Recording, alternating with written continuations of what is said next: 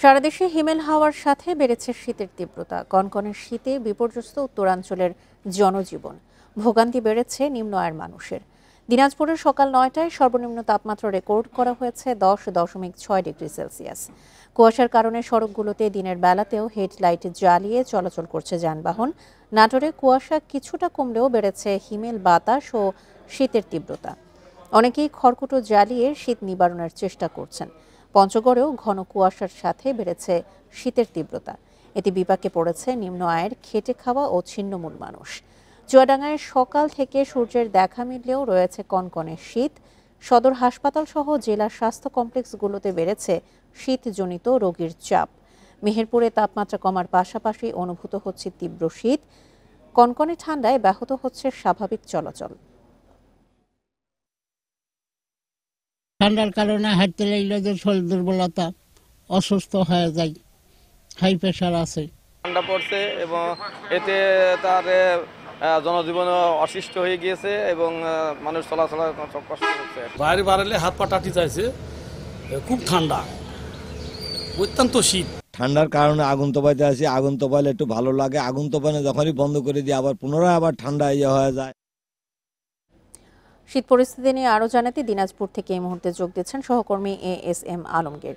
আলমগীর, দিনাজপুরে আজকে তাপমাত্রা কত ডিগ্রি সেলসিয়াস? আবহাওয়া অফিস থেকে কি শৈত্যপ্রবাহের কোনো আশঙ্কার কথা জানিয়েছে কিনা? আর খেটে খাওয়া ও ছিন্নমূল মানুষের কি অবস্থা?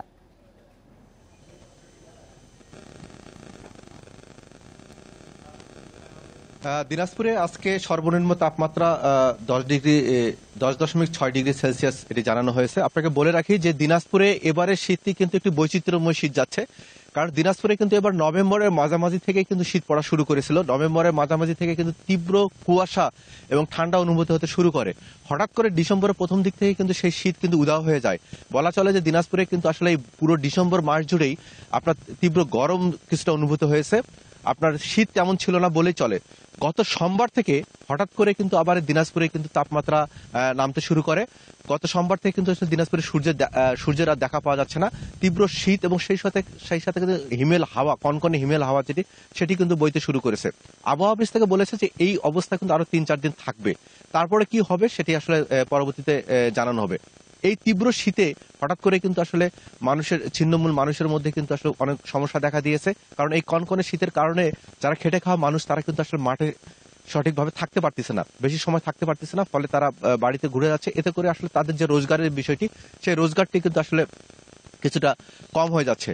পাশাপাশি আপনাকে আরেকটু বলি, সেটি হচ্ছে যে এই শীতের কারণে কিন্তু বৃদ্ধ এবং শিশুদের কিন্তু অনেক চরম সমস্যা হচ্ছে এবং গবাদি পশু সেগুলো কিন্তু সমস্যা হচ্ছে। দিনাজপুরে কিন্তু এই বৈচিত্র্যময় শীতের কারণে কিন্তু আসলে মানুষ ধরে নিয়েছিল যে শীতের আসলে তেমন কোনো প্রকোপ আসবে না। যার ফলে কিন্তু শীতের যে আগাম যে প্রস্তুতির যে বিষয়টি, সেই বিষয়টি কিন্তু আসলে অনেকের সাথে আমি কথা বলে যেটা জেনেছি, সেইভাবে কিন্তু অনেকেই যারা ছিন্নমূল মানুষ তারা নিতে পারেনি। ফলে তাদের ভোগান্তি কিন্তু অনেক চরম পর্যায়ে পৌঁছে গেছে। এই ছিল দিনাজপুরে কিন্তু সর্বশেষ শীতের অবস্থা। দিনাজপুর থেকে শীত পরিস্থিতির তথ্য নিয়ে জানাচ্ছিলেন আমাদের সহকর্মী।